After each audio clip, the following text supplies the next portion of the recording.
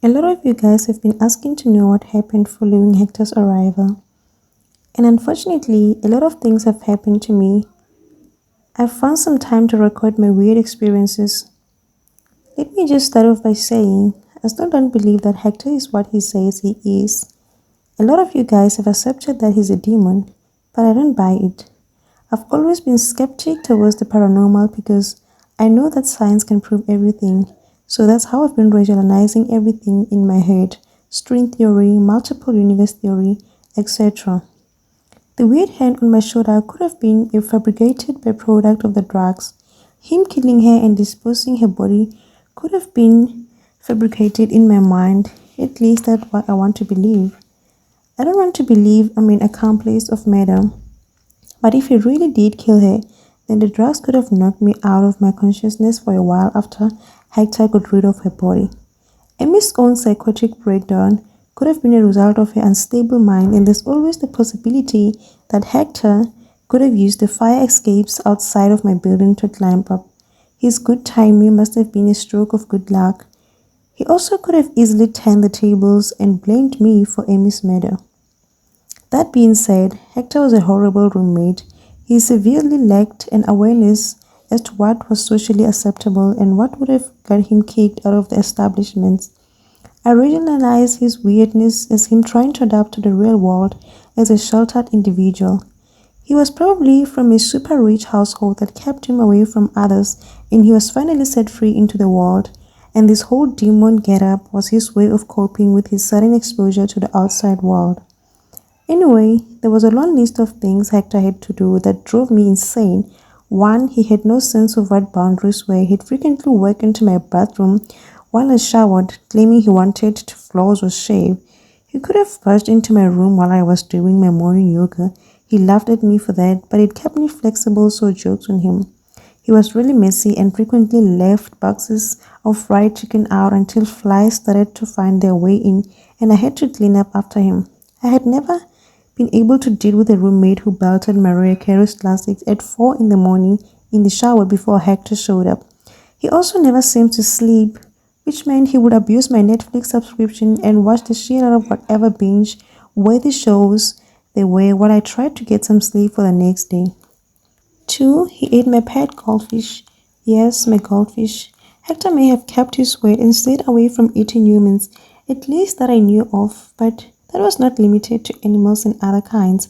I came home from night classes the day after Hector moved in to see my incarnate aquarium devoid of my fish.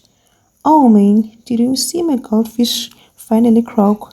I had asked, puzzled and a bit sad. I've had my 3 goldfish for a few years, and they honestly defied my expectations by surviving for so long.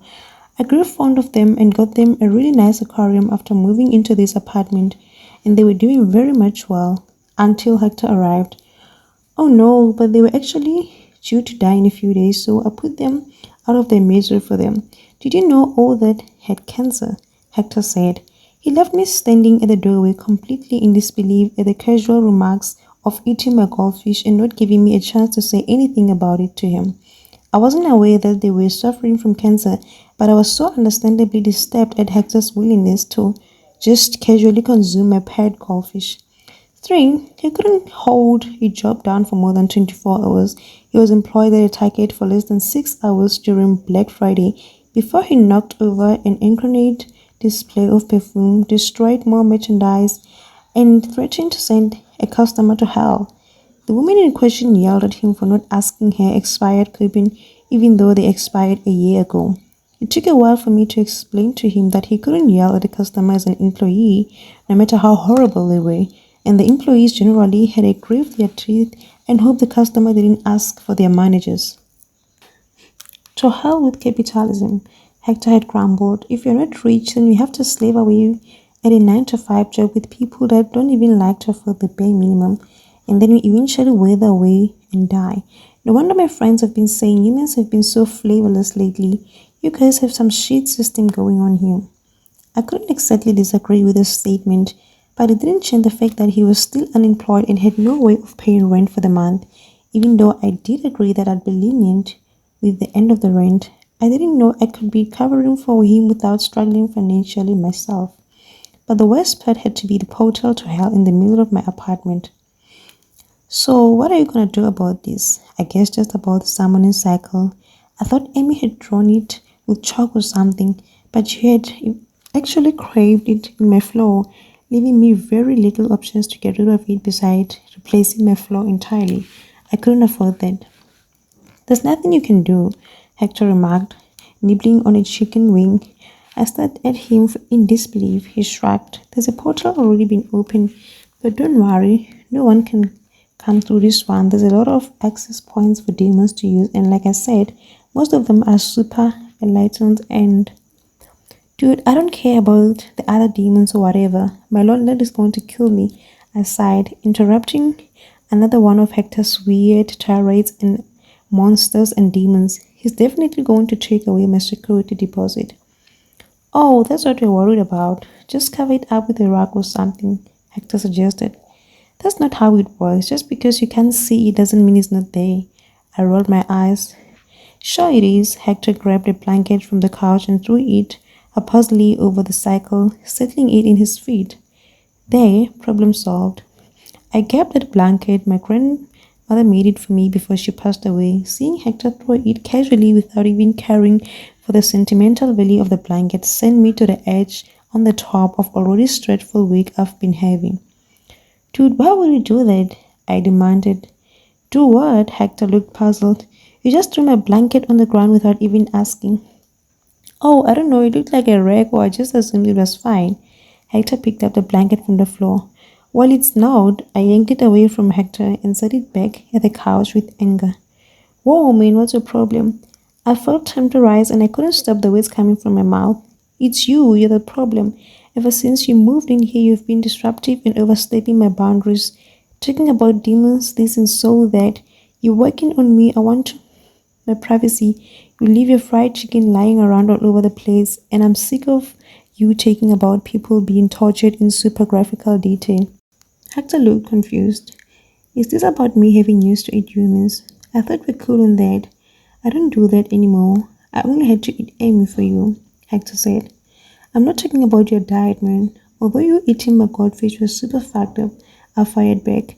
I'm talking about everything. You don't know what boundaries are in. You're taking advantage of me. I still don't believe your whole spiel about demon or whatever, but you seriously need to learn how to be a person. I'm not a person, Hector encountered. Yeah, I know you're a demon, an immortal, scary Nickel Bell, hating demon. Well, yeah, and everybody hates Nickel Bell, not just me. The point is, you've been nothing but disruptive and uncooperative since you've gotten here. Are you mad about the fish? Because if you are, I can just replace them for you. They are all the same anyway. They're not all the same, just like my blanket. My grandma made it for me before she passed. Don't you get it? They were my past, and even though they didn't do much, I still like them a lot. It's like you don't know the difference between what's right and what's wrong, and eating a goldfish definitely doesn't fall under the right category. Well, I wouldn't know what's right or wrong if you didn't tell me. It's not like I've never lived with humans before. I barely come up to your world. Last time I was here, the main source of entertainment was the radio. I don't know what makes you tick. I barely know you. I took a deep breath. Clearly this wasn't going anyway. People never liked seeing the other side's perspective, and Hector wasn't an exception. He was going to milk his demon fantasy thing for all it was worth, and he wasn't going to listen. If my hypothesis was correct, and he really was a rich, sheltered person who was recently left out of society, he probably never grew up knowing that what was right and what was wrong. Either way, I couldn't lose him as a roommate. I needed someone to pay rent for the other room, and I also a witness to his murder, so I couldn't risk him throwing us both under the bus if he chose to do. I decided to be the bigger person. Okay, fine, I'm sorry, let's just drop this. Hector pursed his mouth. What? I stormed off to my room and threw my laptop, pencils, and notebook into my backpack. Hector stood in the doorway, blocking my way out with the intimidating frame. Where are you going? He asked. School library. I have a coding project that's been overdue. I replied sharply. I'll be back late. Hector ran his hand through the air. Yeah, I don't think so. Today is really not a bad day and it's really late already. What? You think I've ever been this late? I rolled my eyes. Hector had a tendency to act like he was a better than me, and he just because he was immortal or whatever another thing I couldn't understand about him. That isn't what I'm talking about. Didn't you see the news? It's a full moon, Hector insisted, closing the distance between us to grab my arm. You can't leave right now. Oh no, a full moon. A werewolf's going to maul me if I go tonight, I replied sarcastically, ripping my arm away from his grip. His hands were always so cold and weird, and felt a tightly feeling whatever he touched. Don't be ridiculous. Everyone knows werewolves aren't real. A full moon just means that the balance between your world, and mine is going to be out of whack for a while bit. And while you're associated with me and you're now exposed to both worlds, you need to be more careful about the things that you do. I have a responsibility for you now, and if anything happens to you, I'm the one who has to deal with the consequences. Hector explained. I was having none of that. So you expect me to just go through my whole life having to do things differently so I can go along with your silly demon roleplay fantasy? I think you're the one being ridiculous. I can take care of myself. I grabbed my jacket from my chair and put it on, but it only made me look less intimidating and more of an angry puffy marshmallow. Look, why do you refuse to believe me? Hector asked, aspirated. I was startled by the sudden volume change. You really trust in me do the impossible, but you're still trying to fight like you can't fathom the idea that humans might not be the only inhabitants of this universe. You can't explain everything with human logic. There are just some things that you have to accept, and you have no choice because you've already gotten tied in. And as for this date, you're the one who dragged me into your mess, assuming you're not lost enough in your demon fantasy to care. Honestly, you're no better than Amy right now. At least she knew she was a person and didn't eat my pied goldfish. Are you even listening to yourself? The girl thought you two were married and defending her over me. Hector scoffed. I shoved my way past his bulky frame. Fine, Hector threw his hand up in frustration. See if I care. Go get mauled by the werewolf. They're not real, but since you won't believe me anyway, they might be as well. I slammed the door out of my way. I woke up from a nap on the subway feeling slightly disorientated from the uncharacteristically long nap of mine, and also feeling especially bad about the fact that Hector. There was no way a treated roommate, even if they weren't so bright in the head, and it was no way to make first impressions. It wasn't like me to lose temper like that, but it had been a long week. The fault did lie partly with me for not establishing that I was comfortable with, and I wasn't. I decided to swallow my pride and apologize to Hector and try to see things from his perspective. Maybe I could even play along with his little demon fantasy and humor him.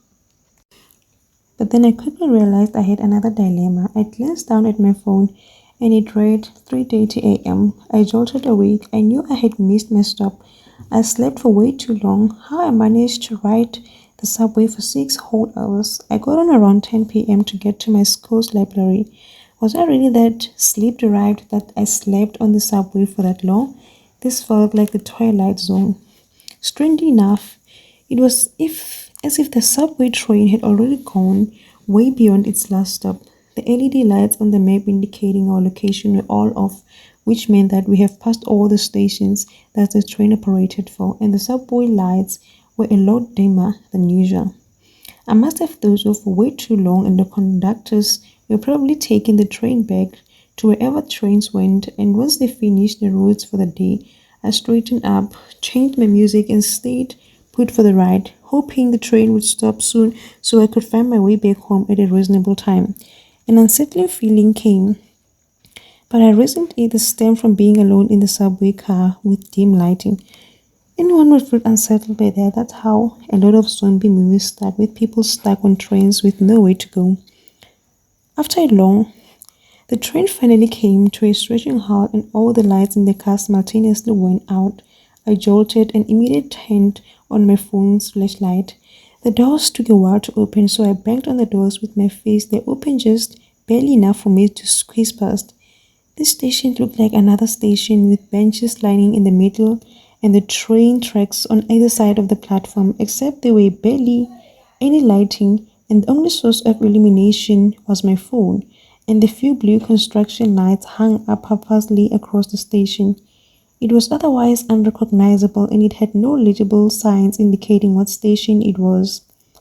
All the sparkles around were faded and I could barely make out some letters before I gave up entirely. It looked as if this was the ultimate last stop and had been abandoned by maintenance workers for the night.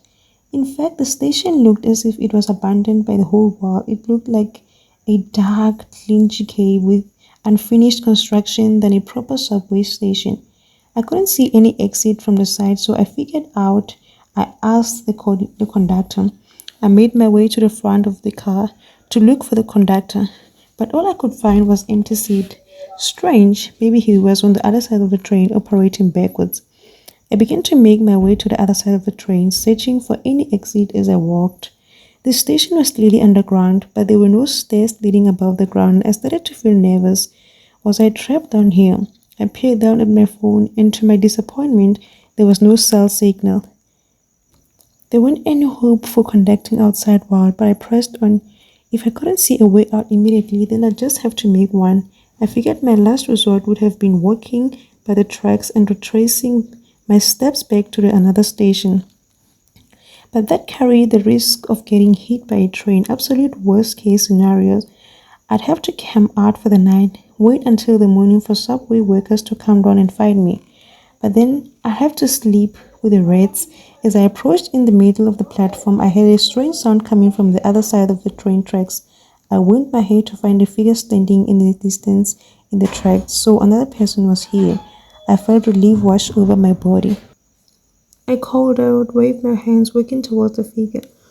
Looks like we both ended up in the same place. Do you have any idea how we got out of here?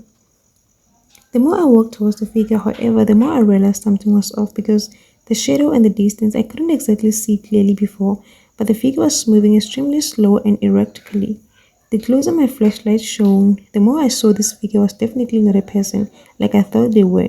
The figure's movement was very erratic, lot of twisting, lots of slow steps forward. The figure seemed to be a woman, but I really couldn't tell because her entire body looked as if it was charged with the twisted in angles that should have been physically possible. I stopped a good few steps away from the good measure. The woman's eye sockets were empty, her mouth devoid of any teeth, a bony indent where her nose should have been. Her legs were facing the other way. Her spine was actually twisted to the point. Her torso and her head were facing me, but her legs were working backwards. Her arms were bent in ugly shapes and she was missing all of her fingers on the right hand. What was left of her tattered clothes were bloody and raggy, and roaches skittered in and out through the holes. Her neck was stuck in a sharp angle, her head hanging to the side, and she seemed to have noticed my presence despite not having any eyes. Holding out of her hands, the woman began to stretch and walk briskly towards me, a complete 180 from the slow steps she's been taking before. I was absolutely petrified. My hands gripped my phone for my dear life and I felt something shaking. This woman was the only one with me in the station. Now I could see a bunch of figures just like her emerging from tracks, rising one by one, all disfigured in their own ways. They seemed to be materializing from the darkness of the tracks. I backed up as they approached me, groans echoing through the station. The woman waved at me with her fingerless hand and I jumped away in reflex. I dropped my phone and scampered away backwards, only to feel a hand grab at my ankle and pull me down into the tracks. I didn't realize how close I was to the tracks. I instantly covered my head as I fell. I felt my words spin as the back hit the metal tracks and I let out a crying pain. My laptop and notebook blocked most of the impact and I could have sworn had the audible crack from my laptop, but I knew I had no time to feel bad for myself. The figures were advancing quickly and seemed to be multiplying in numbers, and a broken laptop was the least of my concern. I had landed next to an arm attached to a torso, just a torso with one arm. I yelped, scurried away, and forced myself not to vomit. A crowd of deformed, screeching people had formed in front of me. Now I could see the most of them, like a woman, had limbs sticking out from their ankle and were missing body parts.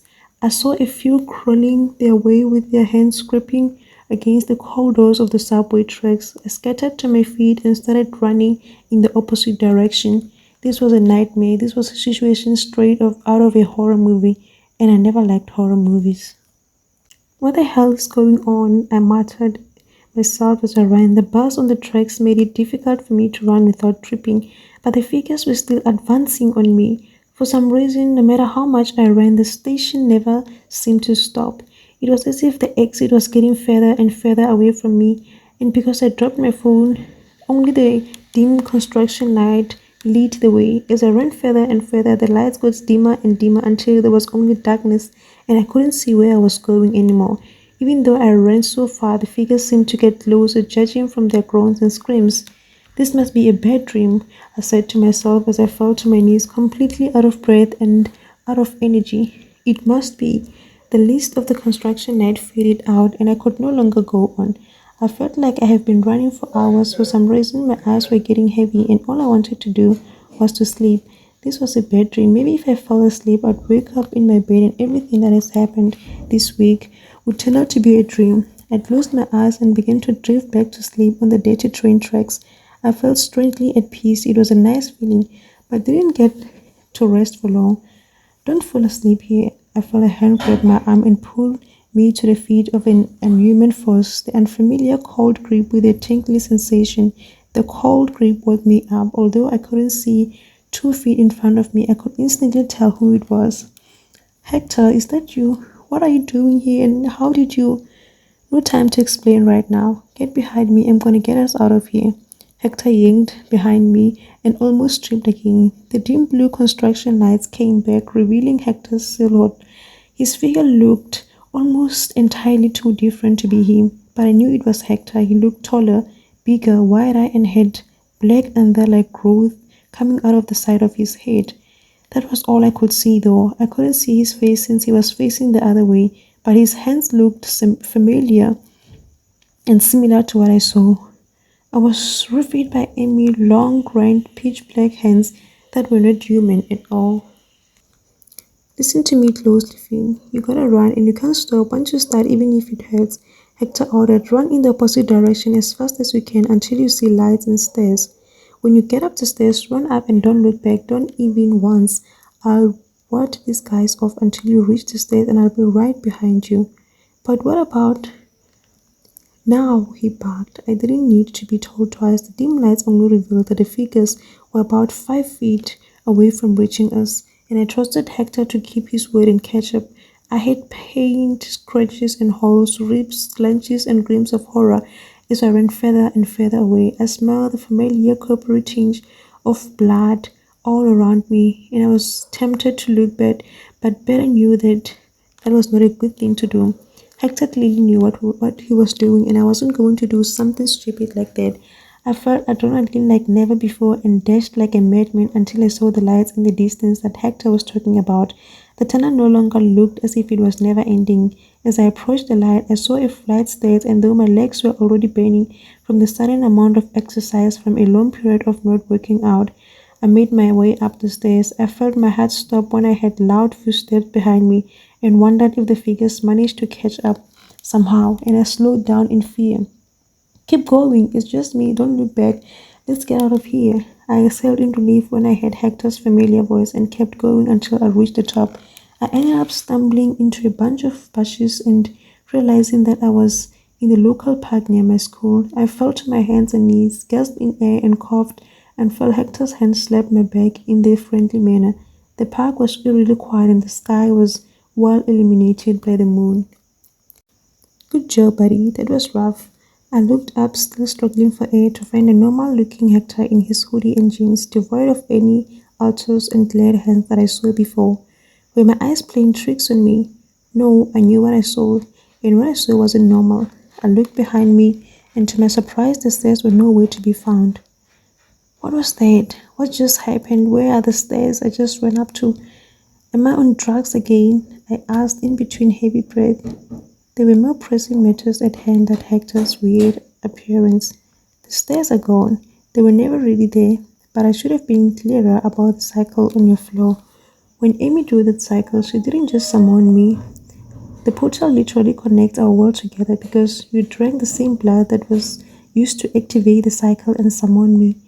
You've become aware of the things that came from my world, and they are aware of you too, Hector explained. I crawled to a sitting position, resting my back on a tree. Hector followed suit.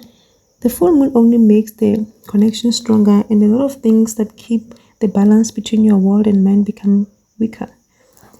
When you got to the subway, you must have dozed off, and they saw an opportunity to drag you into their world. They targeted you best when you fell asleep. A lot of people have been spirited away like that because they sleep on the train for too long and end up being mauled by those guys. Unfortunately, most of the people fell asleep, were homeless, and no one would miss them. I no longer had the energy to pretend like this was a weird demon fantasy of Hector's. Whatever was happening was definitely real, and I couldn't act like logic could save me from the strange world I had been dragged into. He was right. I literally witnessed the impossible, and it would have been an inning to present like there was nothing happening. If I fell asleep there, it would have been really hard to get you back, but don't worry, it wouldn't have been impossible. Those blue lights you saw were will-o whips. Will-o whips are generally assholes. They were playing tricks on your mind to make it seem like you were headed towards the infinite loop of a tunnel. They were sure as hell you weren't going to find help as you leave. They were trying to tire you out so you didn't have enough energy to escape. So that's what the blue lights were. Not subway construction lights, but will-o whips.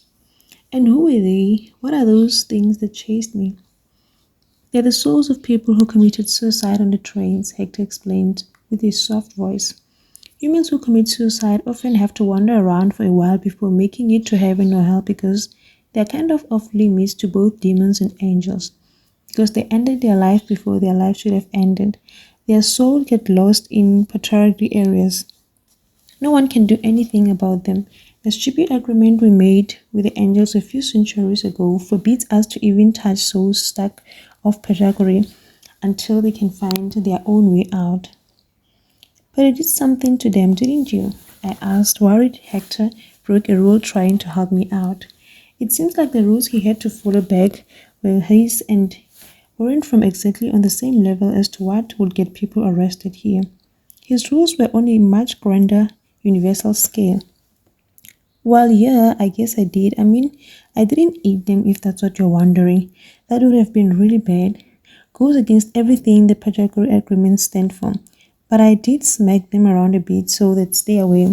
But I didn't do that though. You wouldn't be stuck there, Hector said. How did you even find me? You and I have a contract, don't worry, it's not over your soul or anything. As long as you give me a place to live, you provide me fried chicken every Friday, I have a legal obligation to keep you away from things from my world. It's in the fine print that I didn't think I had to explain that we had an official deal. We were also super drugged and I didn't think you'd understand anyway. Even afterwards, you wouldn't have believed me, but now you know it gives me an automatic GPS signal as to where you are. I just so happen to be in the area. Your school's Chick-fil-A is really good. Great, so I made a deal with the demon and I didn't even know. I hope Hector was telling the truth and he really wasn't after my soul and only wanted unlimited fried chicken. You could have just left me, I said, suddenly feeling guilty. It occurred to me that he may have been following me to make sure that I didn't do anything to get into trouble. Once I did, he had to get me out. What if you get in trouble because of me? Didn't you say you can't touch those souls? Now we had a deal, fried chicken in exchange for protection against stalkers.